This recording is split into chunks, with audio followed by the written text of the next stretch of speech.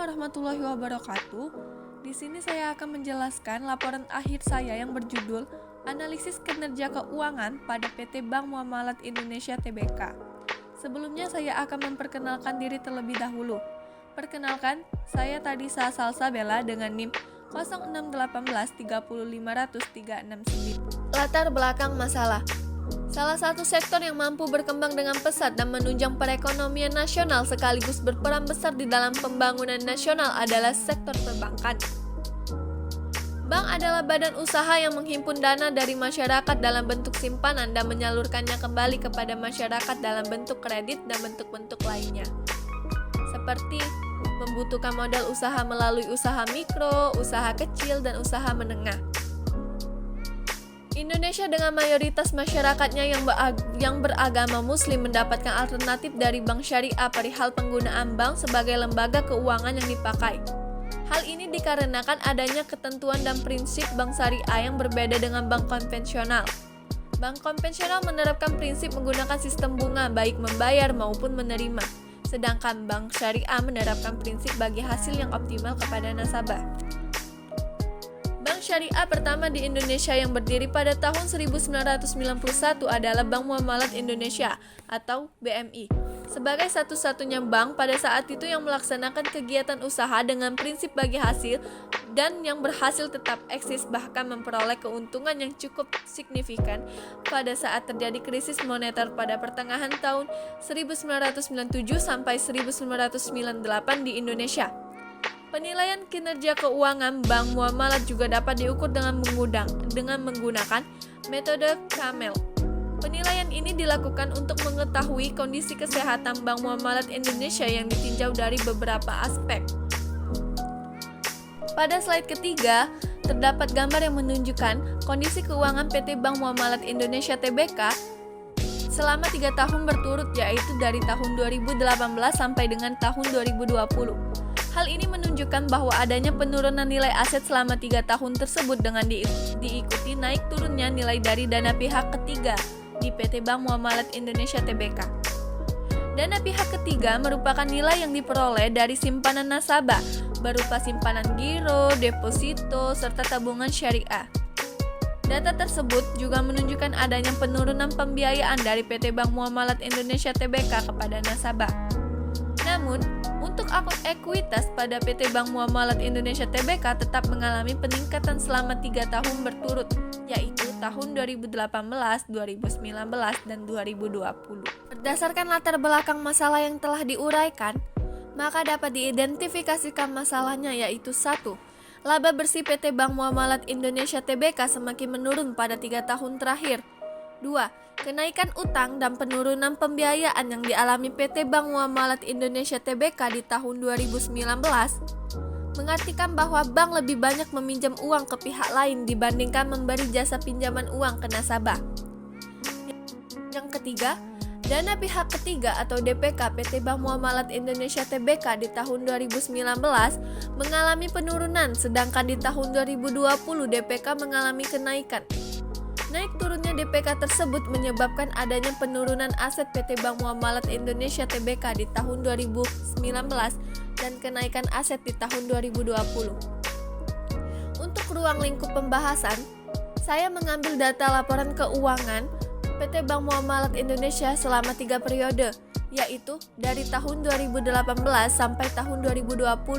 Dengan menggunakan metode Camel yang terdiri dari kapital, aset quality, manajemen, earning, dan liquidity. Bank terbagi menjadi 2, yaitu bank konvensional dan bank syariah. Bank konvensional adalah bank yang melaksanakan kegiatan usaha secara konvensional dan berprinsip sistem bunga. Sedangkan bank syariah adalah bank yang menjalankan kegiatan usaha berdasarkan prinsip syariah, yaitu prinsip bagi hasil yang optimal kepada nasabah. Metode Camel bertujuan untuk menilai atau mengukur tingkat kesehatan perbankan berdasarkan rasio-rasio keuangan yang ditekankan pada 5 aspek, yaitu modal, kualitas aktiva, manajemen, pendapatan, dan likuiditas. Metode Camel terdiri dari kapital atau modal. ialah dana yang diinvestasikan oleh pemilik pada waktu pendirian bank yang dimaksud untuk membiayai kegiatan usaha bank. Faktor permodalan ini diukur menggunakan rumus Capital Adequacy Ratio atau CAR. CAR adalah rasio yang mengukur kecukupan modal suatu bank yang dihitung berdasarkan perbandingan total modal dengan aktiva tertimbang menurut risiko. Yang kedua itu asset quality atau kualitas aset. Kualitas aset produktif mencerminkan kinerja keuangan perusahaan perbankan. Penilaian kualitas aset dilakukan dengan membandingkan antara aset produktif yang diklasifikasikan dengan total aset produktif sesuai dengan ketentuan Bank Indonesia. Yang ketiga itu manajemen. Penilaian terhadap faktor manajemen ini meliputi dua komponen, yaitu kualitas manajemen umum dan penerapan manajemen risiko. Dan yang kedua, keputusan bank atas ketentuan yang berlaku dan komitmen kepada Bank Indonesia dan pihak lain. Tingkat kesehatan bank dari aspek manajemen dapat diukur secara kuantitatif melalui perhitungan Net Profit Margin atau NPM. Yang keempat itu earning atau pendapatan. Ialah untuk mengukur tingkat kesehatan bank pada kemampuan bank untuk memperoleh keuntungan. Penilaian ini didasarkan pada dua macam, yaitu yang pertama itu untuk mengukur kesehatan bank dari aspek rasio return on asset atau ROA dengan membandingkan laba bersih yang dicapai dengan total aset yang dimiliki bank. Dan yang kedua itu untuk mengukurnya itu bisa menggunakan BOPO, yaitu rasio beban operasional terhadap pendapatan operasional. Dan yang terakhir itu liquidity atau likuiditas. Penilaian terhadap likuiditas dilakukan dengan nilai dua buah rasio, yaitu rasio kewajiban bersih antar bank terhadap modal inti dan rasio kredit terhadap dana yang diterima oleh bank yang dimaksud. Kewajiban bersih antar bank adalah selisih antara kewajiban bank dengan tagihan kepada bank lain. Penilaian likuiditas bank ini didasarkan atas dua macam rasio, yaitu rasio jumlah kewajiban bersih call money terhadap aktiva lancar dan rasio antar kredit terhadap dana yang diterima oleh bank. Tingkat kesehatan bank umum bisa dilihat dari dua sisi, yaitu kualitatif dan kuantitatif. Dari sisi kualitatif dilihat dari pengelolaannya, sejarahnya, pemiliknya, dan dari sisi kuantitatif dapat dilihat dari rasio likuiditas, solvabilitas, rentabilitas, kecukupan modal atau Capital Adequacy Ratio dan Loan Deposit Ratio. Pada metode Camel, perhitungan ini menggunakan Loan Deposit Ratio. Gambaran umum perusahaan. PT Bank Muamalat Indonesia Tbk berdiri pada tanggal 1 November 1991 dan secara resmi beroperasi sebagai bank yang menjalankan usahanya berdasarkan prinsip syariah pertama di Indonesia. Visi yang dimiliki PT Bank Muamalat Indonesia Tbk ini adalah menjadi bank syariah terbaik dan termasuk dalam 10 besar bank di Indonesia dengan eksistensi yang diakui di tingkat regional. Adapun misi PT Bank Muamalat Indonesia Tbk ini membangun lembaga keuangan syariah yang unggul dan berkesinambung dengan penekanan pada semangat kewirausahaan berdasarkan prinsip kehati-hatian, keunggulan sumber daya manusia yang islami dan profesional, serta orientasi investasi yang inovatif untuk memaksimalkan nilai kepada seluruh pemangku kepentingan. Selanjutnya, terdapat dua tabel, di mana tabel sebelah kiri ini ialah tingkat kesehatan bank pada tahun 2018 dan di sebelah kanan tingkat kesehatan bank pada tahun 2019. Pada tahun 2018, PT Bank Muamalat Indonesia Tbk memperoleh nilai Camel sebesar 67,91%. Maka bank dikatakan dalam keadaan cukup sehat karena berada di antara 66% sampai kurang dari 81% yang menunjukkan keadaan bank sesuai dengan tingkat kesehatan bank yang telah ditentukan. Walaupun demikian, PT Bank Muamalat Indonesia tetap dapat menjalankan usahanya karena hanya ada beberapa faktor yang membuat penilaian tersebut dalam keadaan cukup sehat, yaitu faktor manajemen dan pendapatan. Faktor manajemen diukur menggunakan rumus Net Profit Margin atau NPM, yaitu kemampuan bank dalam memperoleh labanya. Pada tahun 2018, PT Bank Muamalat Indonesia Tbk memperoleh laba yang menurun dari tahun ke tahun.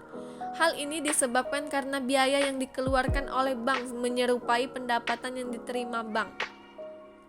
Dan faktor ROA dan BOPO yang juga disebabkan karena laba menurun, serta biaya yang dikeluarkan menyerupai pendapatan yang diterima. Selanjutnya, pada tahun 2019, PT Bank Muamalat Indonesia memperoleh nilai KAMEL sebesar 62,92%. Bank dikatakan dalam keadaan kurang sehat karena berada di antara 51 sampai kurang 66%, yang menunjukkan keadaan bank sesuai dengan tingkat kesehatan bank yang telah ditentukan. Pada tahun 2019, keadaan PT Bank Muamalat Indonesia semakin menurun yang disebabkan karena adanya penurunan laba serta perolehan pendapatan yang hampir sama dengan biaya yang dikeluarkan. Hal ini diperoleh dari nilai KAR sebesar 12,41%, KAB 4,77%, MVM 1,04%, ROA 0,051%, BOPO 98,75%, LDR 38,51%.